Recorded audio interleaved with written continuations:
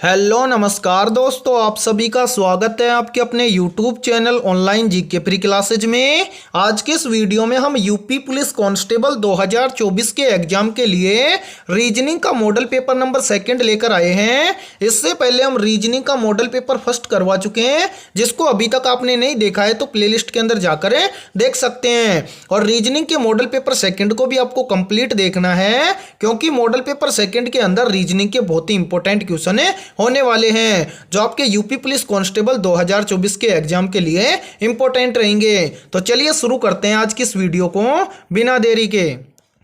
आज के इस वीडियो का पहला प्रश्न है आप सभी के सामने। नीचे दी गई श्रृंखला में एक पद लुप्त है, उसे ज्ञात करें। यानी कि आपको बताना है कि इस प्रश्न चिन्ह के स्थान पर कौन सी संख्या आएगी। तो कैसे फाइंड आउट करेंगे? तो यहाँ पर देखिए, ऐसे प्रश्न को आप मात्र 2 सेकंड से भी कम समय में सोल्व करेंगे। कैसे? तो यहाँ पर देखिए, यहाँ पर हमें दिया गया है 12, 14, 26 और 40, और हमें बताना है कि 40 के बाद में इस प्रश्न चिन्ह के स्थान पर कौन सी संख्या आएगी। तो कैसे सोल्व करेंगे? तो यहाँ पर देखिए, यदि हम 12 और 14 को आपस में ऐड कर दें तो कितना हो जाएगा? 26, जो कि यहाँ पर दिया गया है। अब इसी प्रकार से देखिए, एक संख्या को छोड़ दीजिए, जैसे कि 12 को छोड़ देंगे, और यहाँ पर देखिए 14 और 26 को यदि हम आपस में ऐड करेंगे तो कितना हो जाएगा? 40, जो कि यहाँ पर दिया गया है। अब इसी प्रकार से फिर से एक संख्या को छोड़ देंगे, और यहाँ पर देखिए 26 और 40 को यदि हम आपस में ऐड करेंगे तो कितना हो जाएगा? तो यहाँ पर देखिए 66 हो जाएगा। यानी कि इस प्रश्न चिन्ह के स्थान पर कितना आएगा? 66। अब आपको देखना है कि 66 आपको किस ऑप्शन के अंदर दिया गया है। तो ये दिया गया है ऑप्शन ए के अंदर, तो ऑप्शन ए हो जाएगा करेक्ट आंसर। तो चलिए अगला प्रश्न देखते हैं। सेकंड प्रश्न है आप सभी के सामने। यदि 683 को FOX, 654 को FIN और 4581 को NIOC के रूप में कोडित किया जाता है तो 65 45 13 का कोड क्या होगा? यानी कि ये सेकंड प्रश्न आप सभी के सामने कोडिंग डिकोडिंग से संबंधित प्रश्न दिया गया है, और आपसे पूछा गया है कि 65 45 13 का कोड क्या होगा। तो ऐसे प्रश्न को आप कैसे सोल्व करोगे? 90% बच्चे तो ऐसे प्रश्न को क्या करते हैं? छोड़ देते हैं। लेकिन आपको क्या करना है? ऐसे प्रश्न को बहुत ही आसानी से सोल्व करना है। कैसे? यहाँ पर देखिए, यहाँ पर आपको बोला गया है, यहाँ पर ध्यान से देखो, बोला गया है कि 683 को लिखा गया है FOX, ठीक है। इसी प्रकार से आगे देखिए, आगे बोला गया है कि 654 को लिखा गया है FIN, और आगे देखिए इसी प्रकार से आगे बोला गया है कि 4581 को लिखा गया है। सॉरी, यहाँ पर देखिए 4581 है। यहाँ पर हम क्या करेंगे? यहाँ पर हम लिखेंगे 4581, और 4581 को क्या लिखा गया है? यहाँ पर लिखा गया है NIOC, ठीक है। और हमसे पूछा गया है कि यहाँ पर देखिए 65 45 13 का कोड क्या होगा। तो कैसे ज्ञात करेंगे? तो बहुत ही सिंपल तरीका है। क्या करना है? यहाँ पर जो संख्या दी गई है, इस संख्या का नंबर यानी कि अल्फाबेट लेटर यहाँ पर देखना है। जैसे कि यहाँ पर देखिए 6 को क्या लिखा गया है? F, 8 को लिखा गया है O, और 3 को लिखा गया है X। तो हमें क्या करना है? यहाँ पर जो संख्या दी गई है ये वाली, इसका क्या करना है? अल्फाबेट इनके अंदर आपको देखना है। कैसे देखेंगे? यहाँ पर देखिए, यानी कि हमें यहाँ पर क्या दिया गया है? 65 45 13। तो यहाँ पर देखिए पहला क्या है? 6, और 6 को यहाँ पर देखिए क्या लिखा गया है? F, और यहाँ पर देखिए सेकंड के अंदर भी देखो 6 को क्या लिखा गया है? F। तो यहाँ पर भी हम क्या करेंगे? 6 को लिखेंगे F, ठीक है। अब आगे क्या है? 5। तो यहाँ पर देखिए इसके अंदर 5 को क्या लिखा गया है? I। तो यहाँ पर देखिए 5 को हम लिखेंगे क्या? I।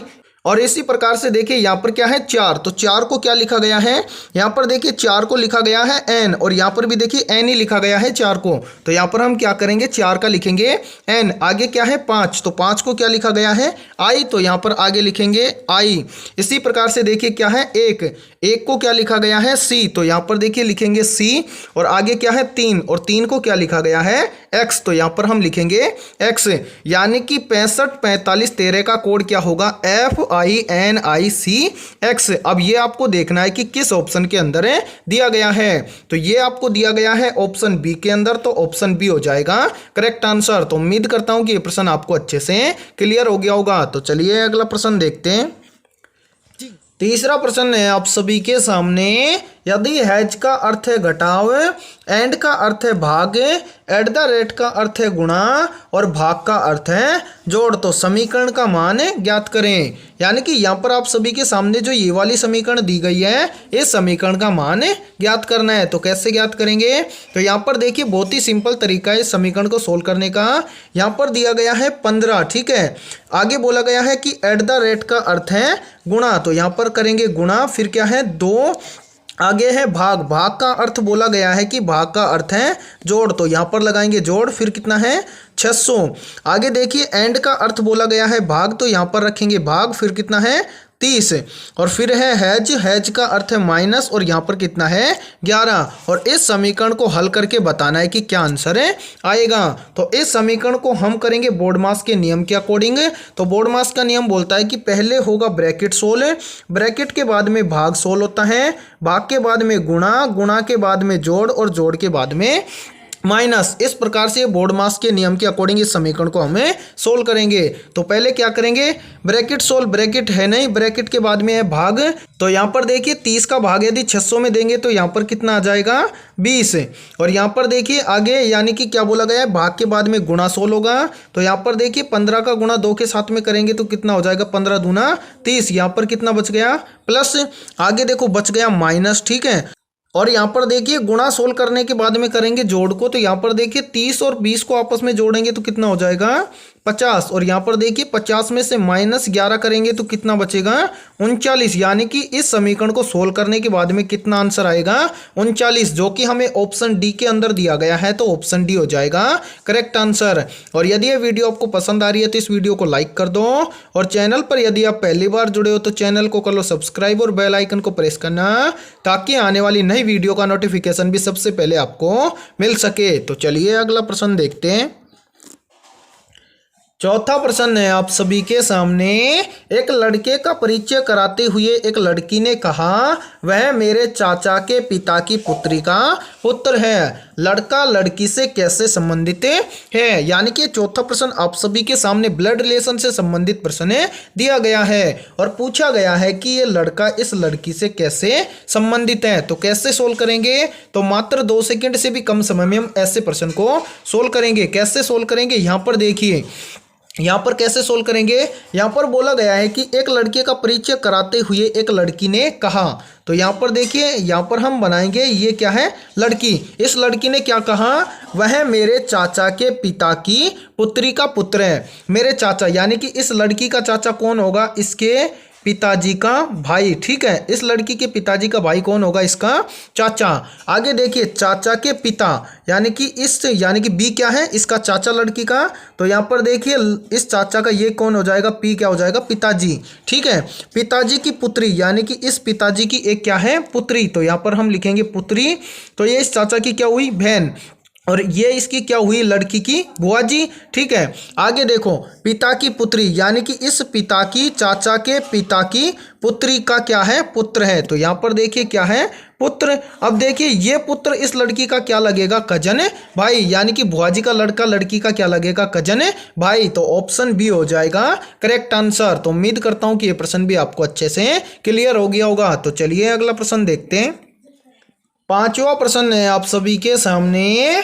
दिए गए 4 समीकरणों में से पहले 3 को एक निश्चित प्रणाली के आधार पर हल किया जाता है, उसी आधार पर अनसुलझे चौथे समीकरण का सही उत्तर ज्ञात करें। यानी कि यहाँ पर देखिए ये पहला समीकरण है, ये दूसरा समीकरण है और ये वाला तीसरा समीकरण है। इन तीनों समीकरणों को एक निश्चित प्रणाली के आधार पर हल किया गया है। इसी प्रकार से आपसे पूछा गया है कि इस चौथे समीकरण को यदि आप हल करोगे तो इस प्रश्न चिन्ह के स्थान पर कौन सी संख्या आएगी, उसको आपको ज्ञात करना है। तो कैसे ज्ञात करेंगे वो आपको देखना है, यानी कि इस प्रश्न के अंदर क्या लॉजिक लगेगा ताकि हम इस प्रश्न चिन्ह की वैल्यू फाइंड आउट कर सकें।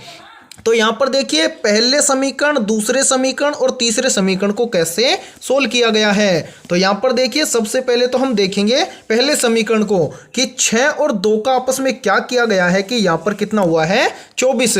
तो यहाँ पर देखिए यदि 6 और इस 2 का हम आपस में गुणा करें तो कितना हो जाएगा। तो यहाँ पर देखिए 6 और 2 का आपस में गुणा कर देंगे तो कितना हो जाएगा 12, और इस 12 का यदि मैं गुणा कर दूं इस वाली संख्या से यानी कि 2 से, तो कितना हो जाएगा 12 दूना 24, ठीक है।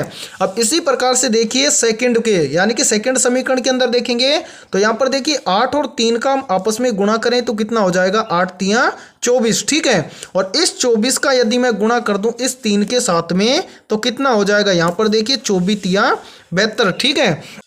अब यहाँ पर देखिए इसी प्रकार से हम क्या करेंगे, इस तीसरे समीकरण को सोल्व करेंगे तो क्या करेंगे, 10 और 8 का हम आपस में गुणा करेंगे तो कितना हो जाएगा, 8 दाई के 80। और इस 80 का यदि मैं गुणा कर दूं इस वाले 8 के साथ में तो यहाँ पर देखिए 80 × 8 करेंगे तो कितना हो जाएगा, 640, ठीक है। अब यही सेम लॉजिक लगाएंगे हम किसके अंदर, चौथी पंक्ति के अंदर यानी कि इस चौथी समीकरण के अंदर। तो क्या करेंगे, यहाँ पर देखिए 12 और 5 का आपस में गुणा करेंगे तो कितना हो जाएगा, 12 पंजू 60, ठीक है। तो यहाँ पर हम लिखेंगे 60 और इस 60 का हम गुणा कर देंगे किसके साथ में, इस वाले 5 के साथ में। तो यहाँ पर देखिए 60 का गुणा हम 5 के साथ में करेंगे तो कितना हो जाएगा, 300, यानी कि इस प्रश्न चिन्ह के स्थान पर भरा जाएगा 300।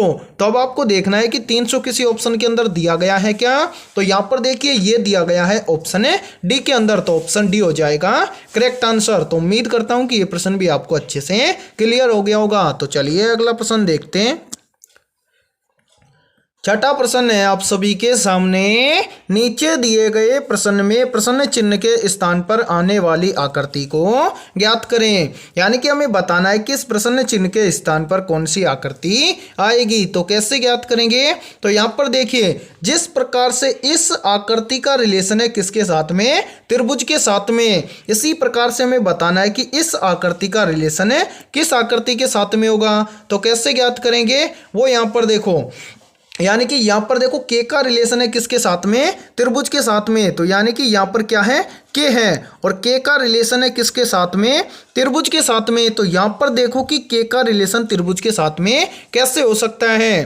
तो यहाँ पर देखो के कितनी लाइनों से मिलकर बना है, तो यहाँ पर देखिए के मिलकर बना है 3 लाइनों से। कैसे, यहाँ पर देखिए के अंदर कितनी लाइन है, एक, फिर देखिए ये वाली हो गई, फिर है ये यहाँ पर देखिए, और एक ये है। इस प्रकार से 3 लाइनों से मिलकर बना है क्या, के, और यहाँ पर देखिए 3 लाइनों से ही मिलकर बना है त्रिभुज। अब इसी प्रकार से यहाँ पर देखिए इसका इस आकृति का रिलेशन किस आकृति के साथ में होगा। तो यहाँ पर देखिए जो ये वाली आकृति दी गई है, इस आकृति में कितनी लाइन है वो आपको देखना है।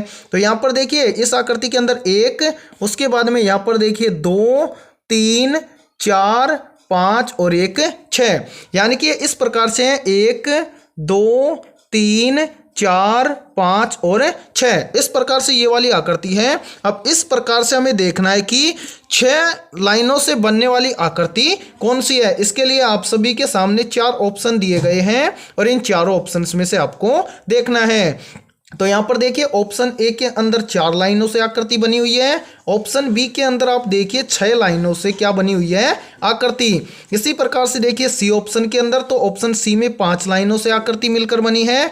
और यहाँ पर देखिए ऑप्शन डी के अंदर 1, 2, 3, 4, 5, 6 और 7 लाइनों से आकृति बनी हुई है। तो यानी कि इस आकृति के अंदर कितनी लाइन है, 6, और ऑप्शन बी वाली आकृति भी कितनी लाइनों से मिलकर बनी है, 6 से।